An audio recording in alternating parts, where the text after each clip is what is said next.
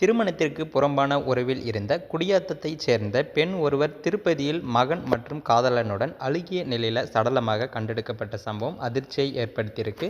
வேலூர் மாவட்டம் குடியாத்தம் பகுதியைச் சேர்ந்தவர் சத்யராஜ். இவருக்கு பார்த்தீங்கன்னா 30 வயதாகுது.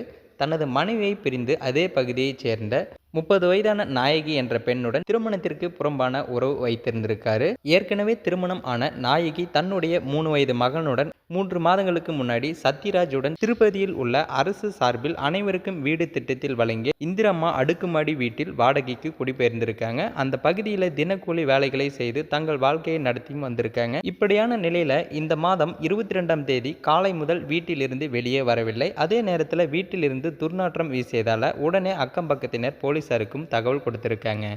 உடனே சம்பவ இடத்திற்கு விரைந்து வந்த போலீசார் வீட்டின் கதவுகளை திறந்து பார்த்தபோது 3 பேரின் உடல்கள் அழுகிய நிலையில் இருப்பதை கண்டு அதிர்ச்சியும் அடைஞ்சிருக்காங்க.